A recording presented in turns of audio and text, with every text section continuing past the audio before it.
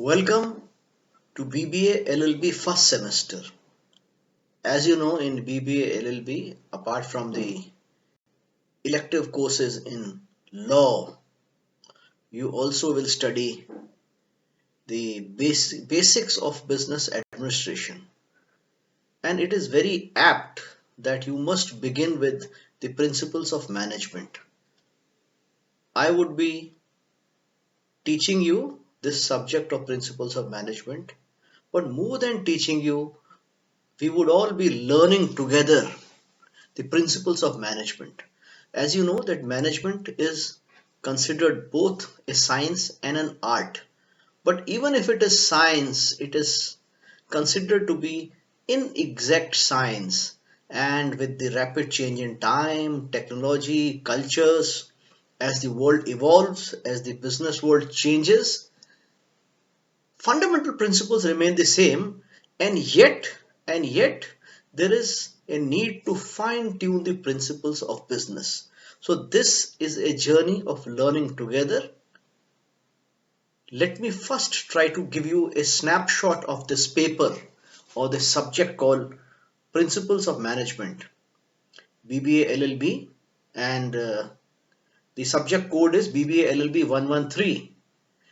This course is essentially split into 4 units. Unit 1, we will examine the concept, the nature, the process, and the significance of management. We would also understand what is meant by managerial levels. What are the essential skills which all managers must possess? Also, what exactly are the functions of management, the role of management in an organization? We will also try to distinguish and examine if there is any difference between management and administration. We will also examine, is management the same thing as leadership? It is possible that many times you may feel that the discussion is essentially academic and it is semantic. However, let me tell you, it is very important to hone, to develop conceptual skills. It is also necessary to be able to understand things which are abstract and then to gather as much as possible and take some learning from it. So if you find some of the topics a bit abstract which don't correlate with you in your day-to-day life, don't worry. Believe me, sooner or later you will realize the usefulness of having gone through these topics. We will also learn development of management thoughts, classical, neoclassical, behavioral approach, systems and contingency approach towards management. Unit 2 is essentially planning process, organization, structure and design, concept, type and techniques of problem solving, decision making. As you know, as you know, one of the main functions of management is decision making as well as problem solving. In fact, decision making and problem solving are the central themes of management. It is a recurring theme which presents itself on everyday basis before in front of every manager. We will understand principles of organization, what is meant by span of control, what are the different types of organizations, what are the authority responsibility relationship. Very important. Can you give somebody excessive authority and very limited responsibility? What is the exact relationship between authority and responsibility? We will understand. We will understand about delegation and decentralization. Interesting concept of informal organization, the grapevine, the rumor chain, the cooler room talks, the water cooler talks, as they say in the corporate lingo. We will discuss that. Unit 3 will be staffing, in which we will also understand how exactly an organization decides as what is the kind of human resource it wants, how does it want to organize itself. We will understand various theories of leadership. The last unit is controlling, in which we will understand what are the various types of controls that need to be exercised to successfully run an organization. We will also talk about some control techniques. We will also talk about managing conflicts in the organization. And last but not the least, we will talk about the quality circle, total quality management, and managing diversity in organizations. You must have heard of a term called DE&I: diversity, equality, and inclusiveness. They talk a lot about DE&I in America, in the Europe, and in India. Diversity, equality, equity, inclusiveness. How do companies achieve this? Principles of management is the bedrock of the subject of management. It is always the first subject which is taught in any B school because it encompasses all that is the gist of management. I am sure you will enjoy this journey as much as I will.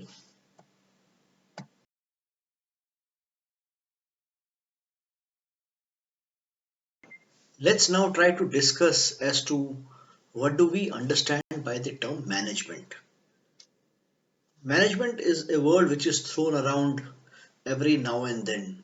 People say this guy has been able to manage his life well. This guy has not been able to manage his life well. This person is a very good manager. Essentially, management, it is a process. Okay? If you take management uh, as a verb, it's a process. If you take management as a noun, management signifies group of people who are responsible for the process of management, right? So management can be a verb also, and management can be a noun also. Management is a process which includes planning. You have to plan something, you have to organize, and then you have to lead a team, and you have to control. Very simple. Let's talk about it again. So first thing is planning, organizing, organizing. Planning is when you think, let us take the example of, let us say I want to start an IPL cricket team. I have been tasked, I have been given a franchisee, and I am allowed to come up with a ninth team in the IPL.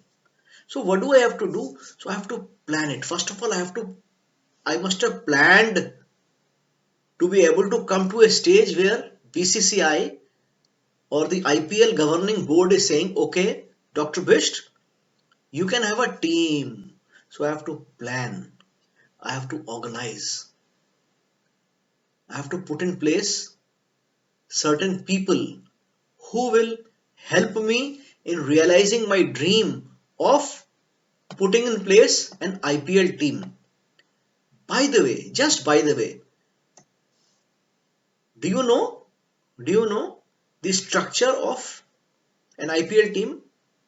We know Mumbai Indians. We know that Mumbai Indians is led by that great opening batsman Rohit Sharma, who's now injured unfortunately. And it has some fantastic bowlers like Jasprit Bumrah. And it also had great bowlers like Lasith Malinga and Harbhajan Singh played for that team. But let's look beyond the 11 people who are in the cricket field. You will be surprised if I roll out people who are outside packing this group of 11 great cricketers. At the top is director of cricket. His name is Zahir Khan. Zahir Khan, the former fast bowler. And then there is a head coach, Mahila Jayawardene, the former Sri Lankan captain. There is a batting coach, Robin Singh. There is a batting mentor, the great Sachin Tendulkar. There is a bowling coach, Shane Bond. You remember Shane Bond, that fast bowler who could bowl 150 kilometers an hour consistently, one ball after the other. There is a fielding coach called James Pement. It doesn't stop there. It doesn't stop there. There are talent scouts who go around the country looking for talent, analyzing how talented a team is. Where does the team needs more violence? There is John Wright, is a talent scout. Kiran More, the former Indian wicketkeeper. T.A. Shekhar, the former Indian fast bowler.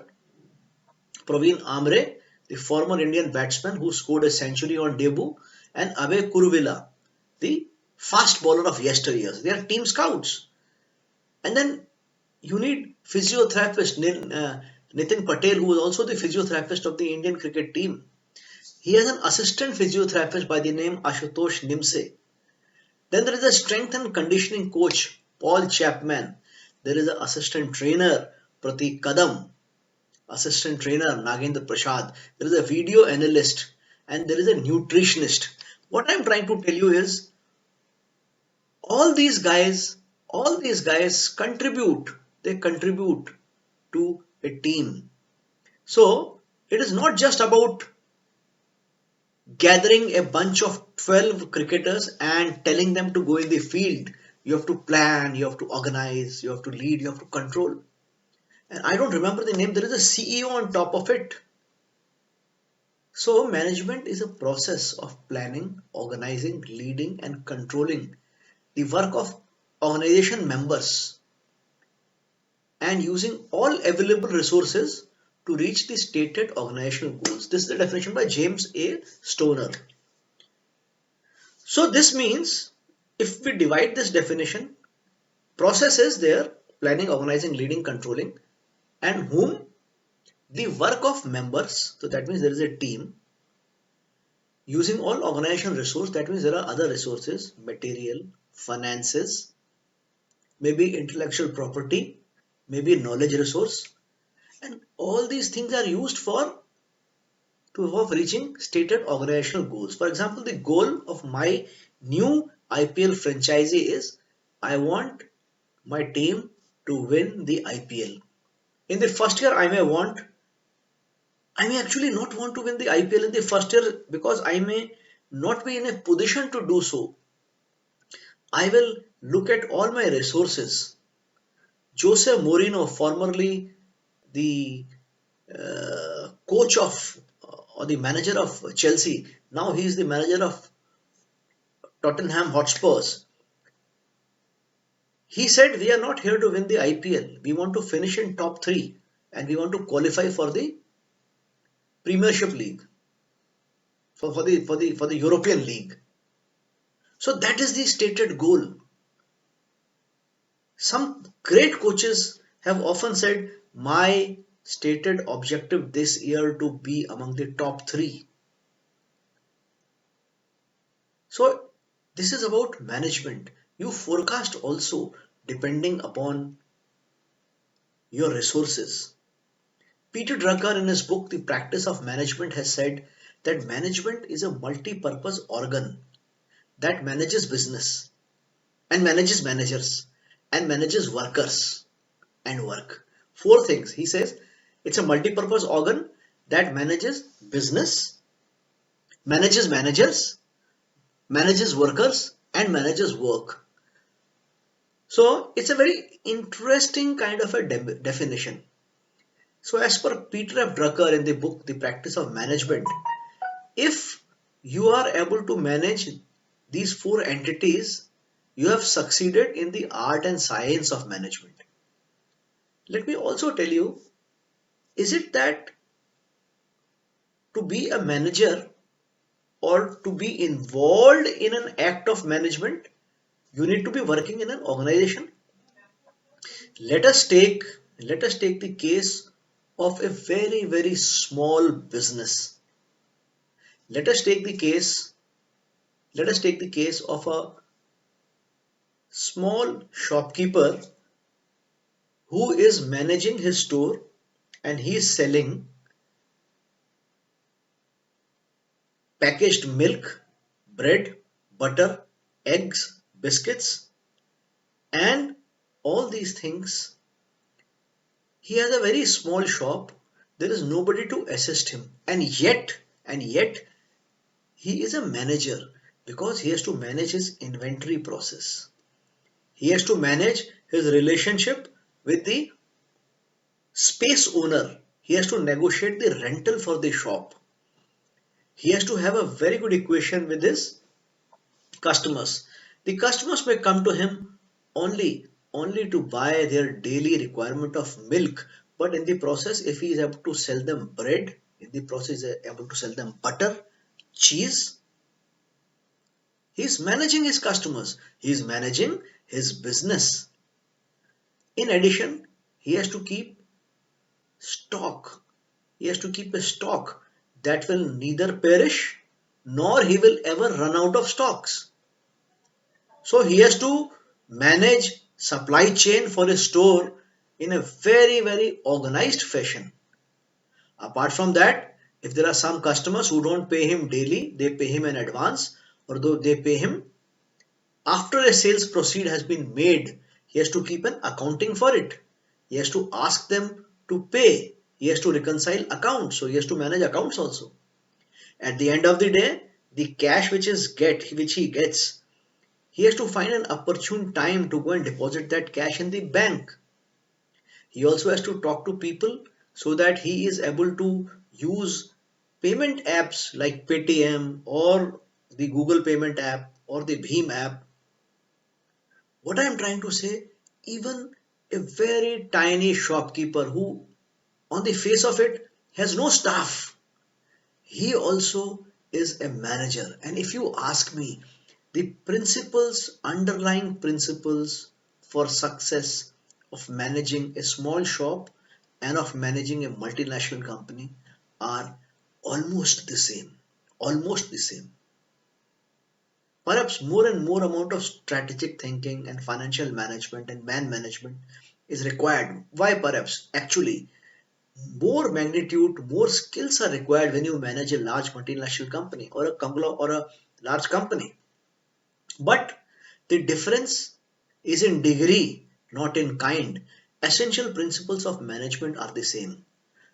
In the next slide, we will look into more definitions of management because if a question is asked, then you need to answer them. And also, by reading many definitions, we are able to understand the thought process of the great management thinkers.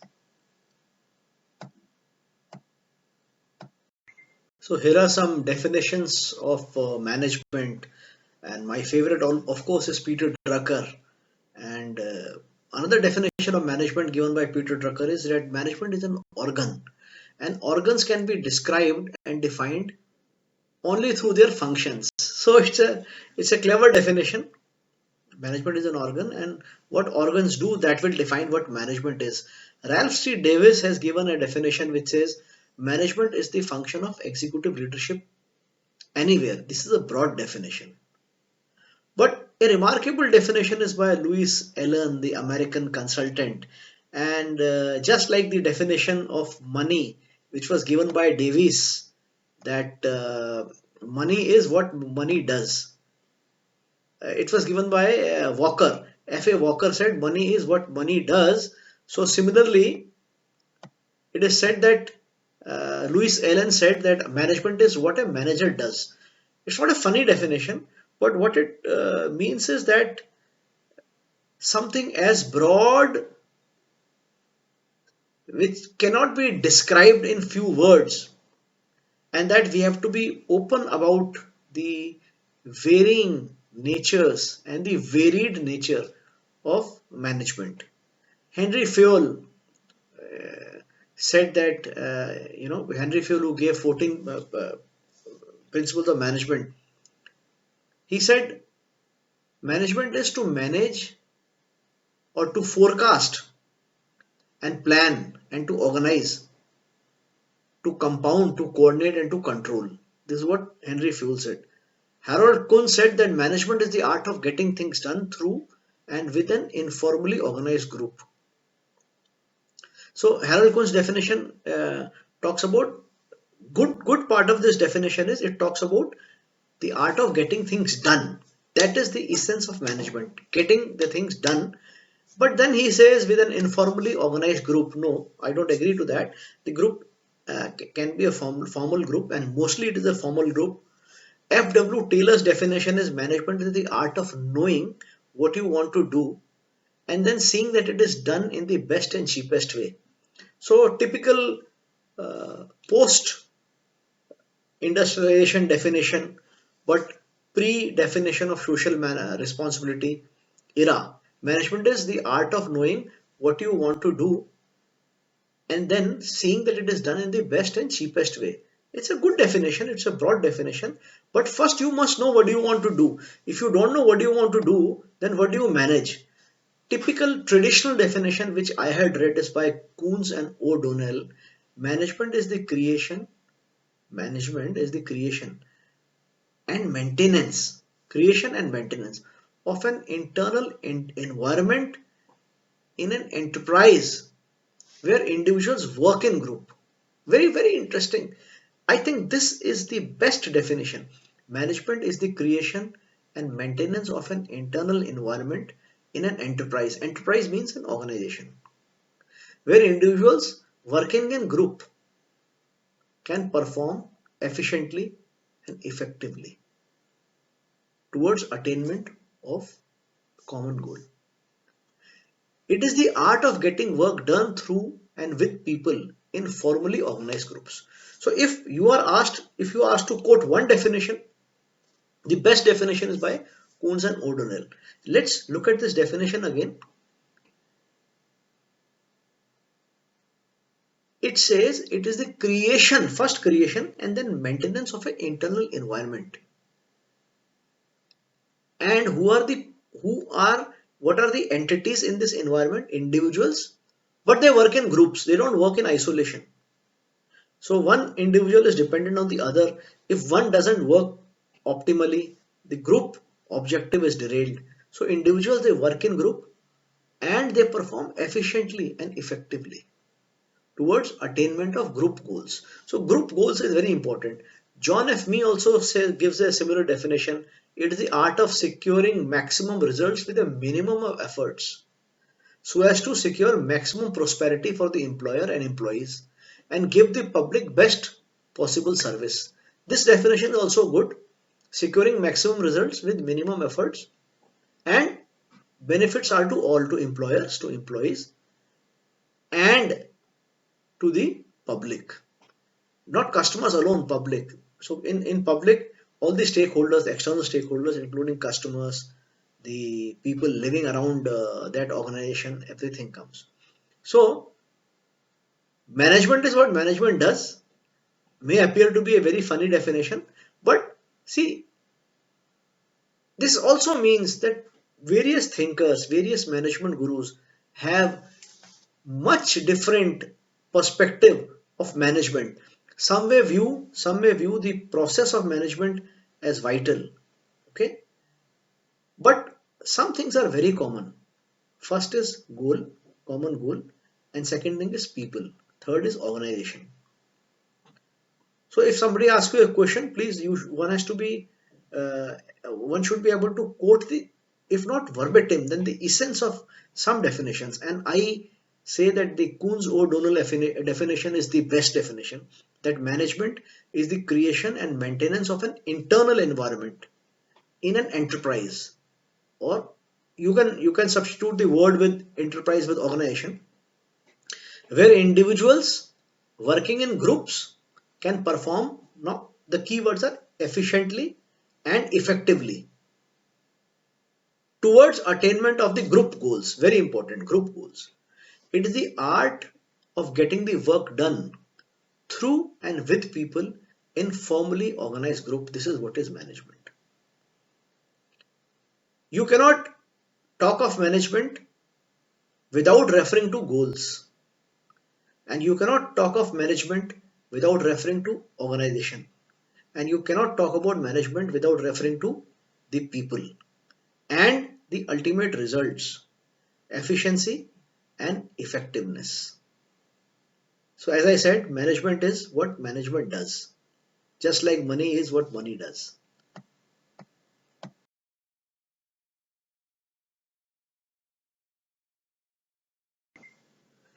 So now that we have a basic understanding of the definition of management, and we also know in a structured manner kind of what is management, let us try to understand what are characteristics of management.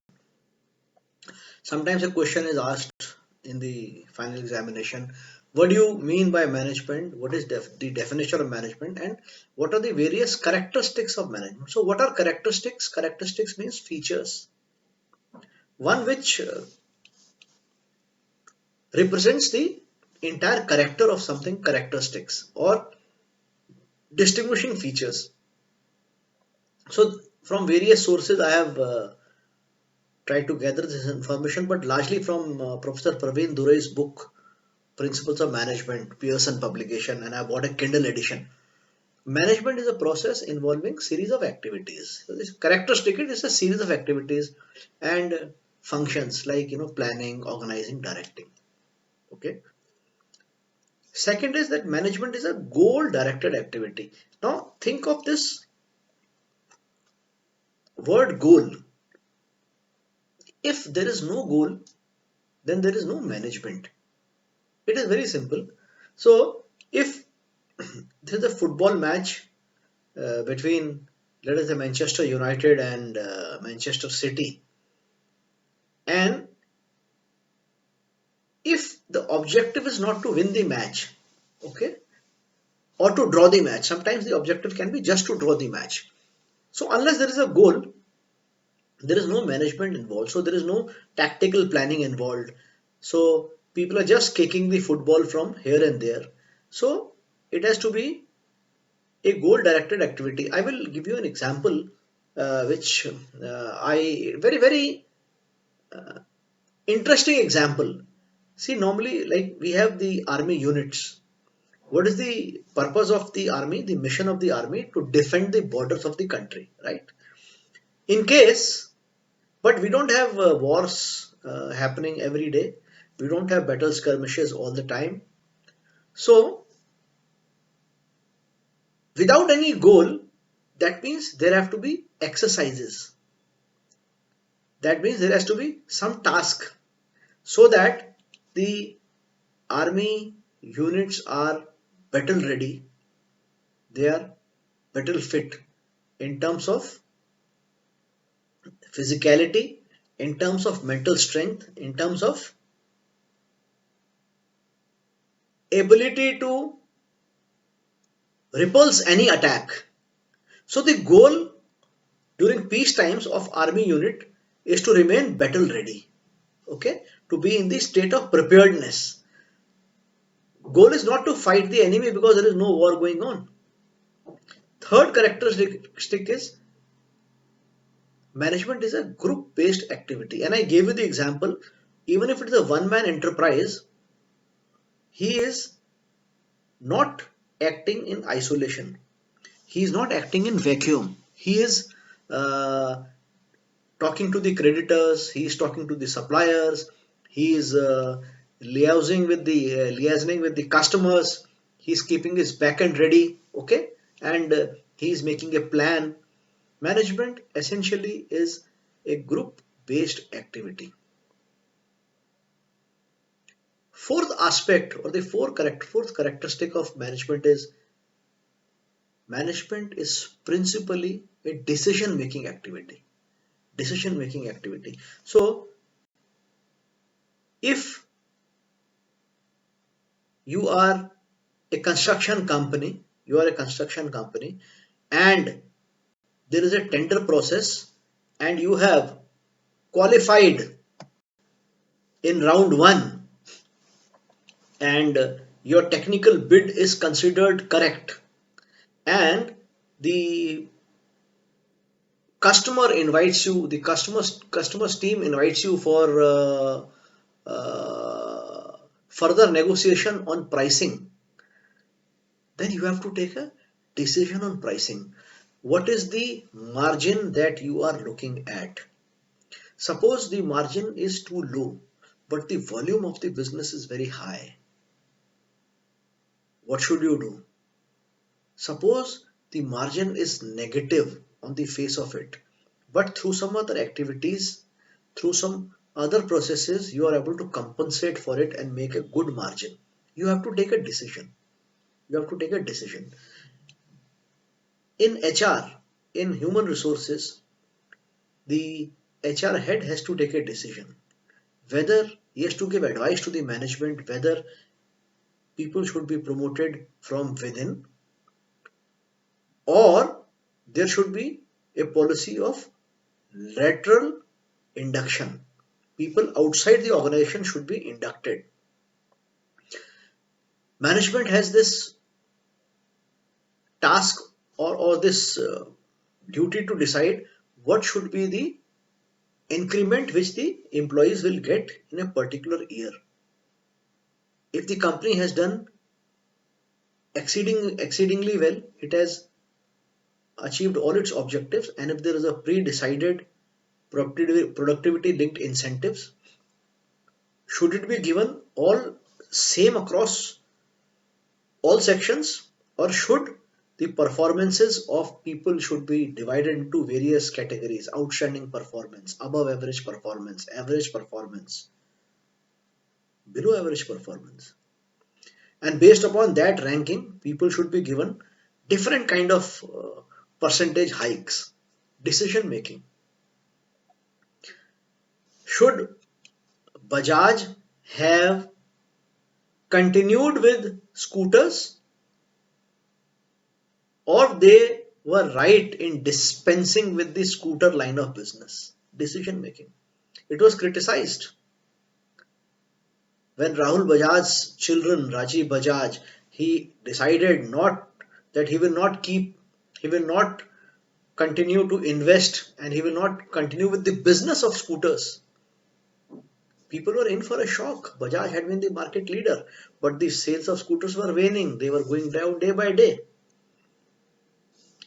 In that sense, that decision came out to be a very good decision, because Bajaj maintained its impressive top three positions in the motorcycles business. Bajaj continues to remain one of the richest, biggest cash rich companies of India. Through motorcycle business, Bajaj was able to uh, go outside Indian markets. I worked in West Africa for many years, and Bajaj Boxer was the leading motorcycle there. Motorcycles are used as a means of transportation. People who ride a bike, they're called Okada riders, Okada, and they charge money to drop you from this place to that place. So management is a decision making activity. If you ask me, if you really ask me, that decision making is the most important aspect of management. Fifth point is that management involves effective integration and utilization of physical and human resources towards goal accomplishment. What is meant by integration? Think of integration as a relay race. Let us say 100 into 4-meter relay race. So the first runner of every team starts. He has a baton in the hand and he is supposed to hand it over to the next runner of his team. Integration means the supply chain department, the logistics department, they will procure goods for the factory. The factory will manufacture goods, package it to the specification of the customer. So the process of production has to be integrated with the process of procurement. From there it has to move out to the company's warehouses or to the distributors. This means that the factory head has to know when and how much of a particular type of product is required in which market. So he has to make his manufacturing plan accordingly, and he has to convey this plan to the suppliers also. So there has to be a perfect integration. Distribution is heavily dependent upon sales team. The sales team must be able to forecast that how much of a particular brand will be consumed by the market, so that it never happens that supply outstrips the demand, or that there is a huge demand and there is no supply. This means everything has to be integrated. And you think the process is over here? No, the process is not over. Finance has to come in.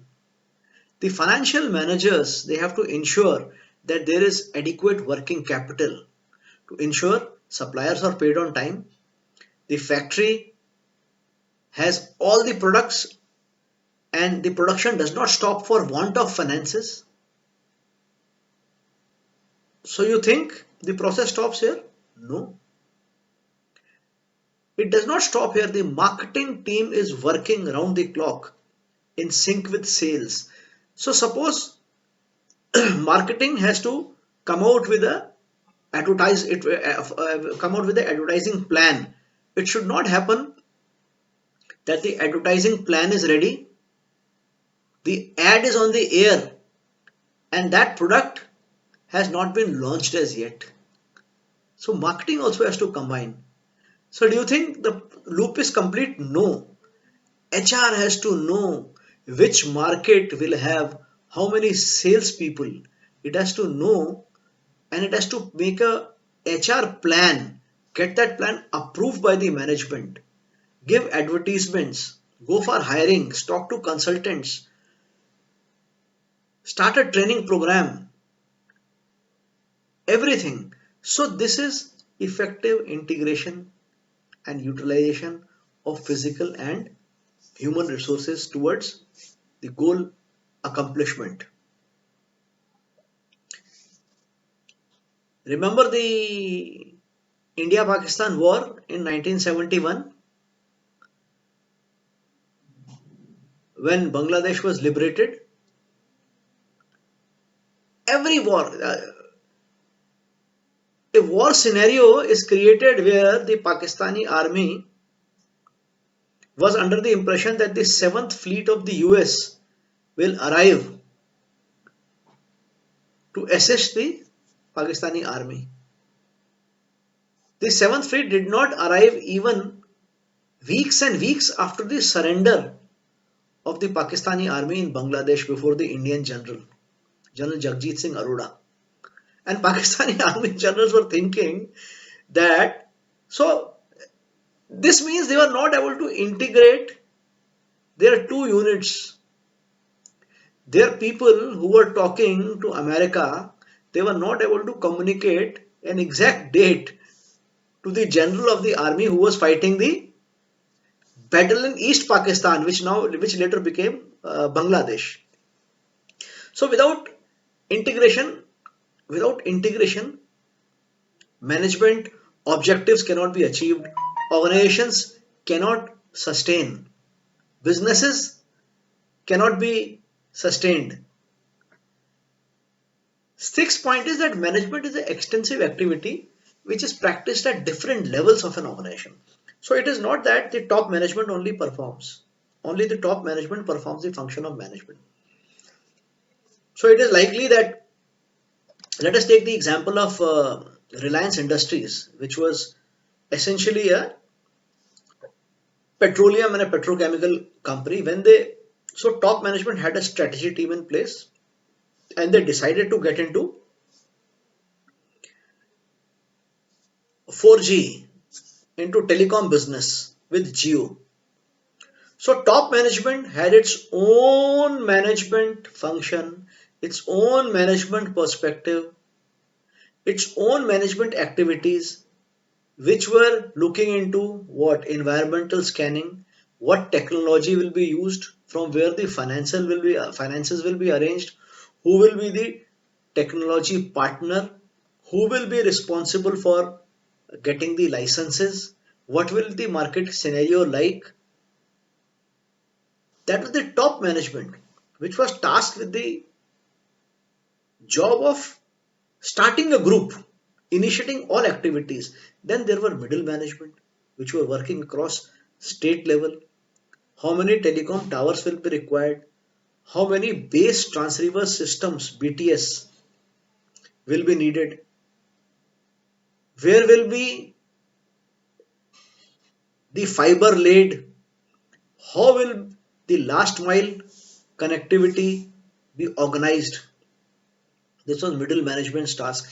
The junior management was executing all these tasks. So at the top level, the corporate strategy function was being taken place.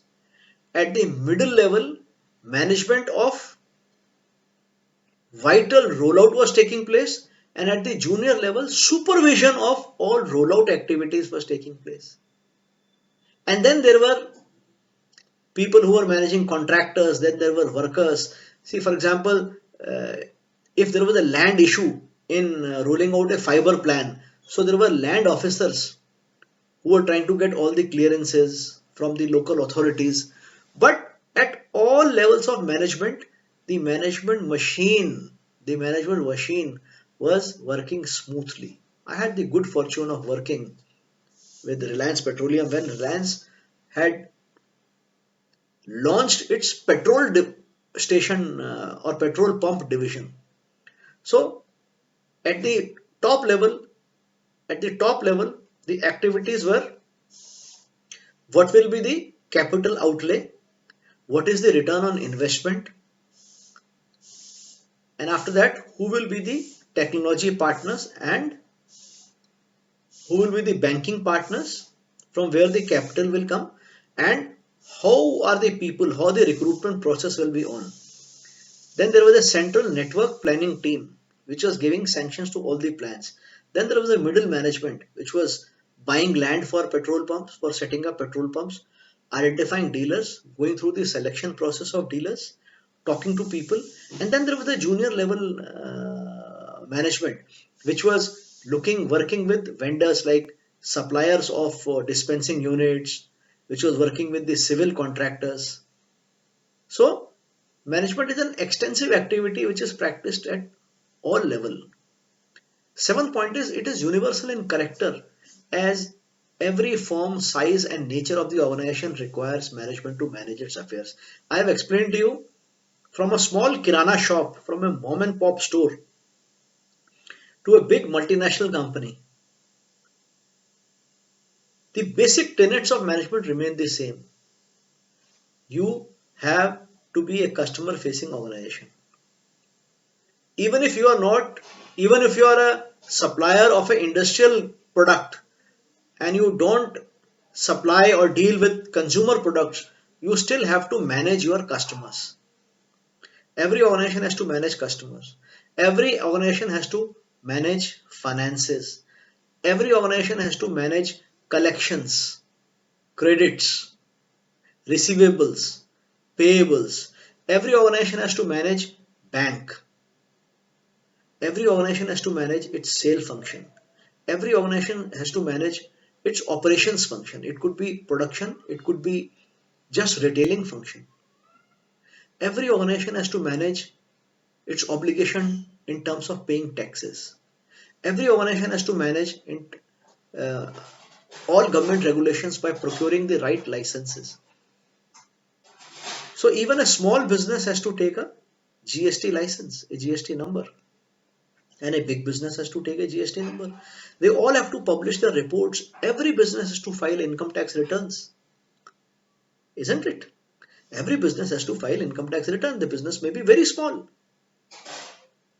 Every business has to take care of people. I said it last, but it is most important. Every business has to take care of its people. Eighth point is that management is a dynamic activity. It is not that after having achieved everything, the process of management will stop. Once the process of management stops, that means the business is going out of business. The business is coming to an end. It is a dynamic activity which is performed continuously in organizations.